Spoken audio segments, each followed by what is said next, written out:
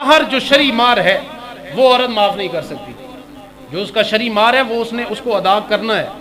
اور مار کے حوالے سے بھی یہ بات یاد رکھیں کہ مار کے اندر کوئی ایسی چیز رکھا کرے کہ جو عملاً وہ چیز دیں جو عورت کے پاس موجود ہو, جو آپ اس کو ادا کر سکیں.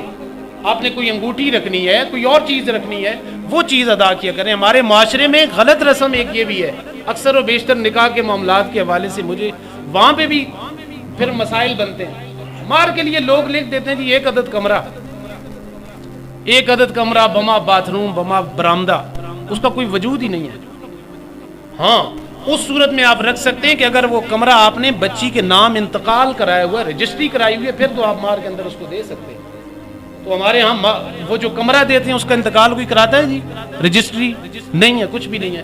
اس کا مطلب وہ کمرہ اس عورت کا نہیں ہے. کل ہم اس کا سامان اٹھا کے باہر پھینک دیتے ہیں, وہ کدھر گیا جی؟ مار کے لیے تو ضروری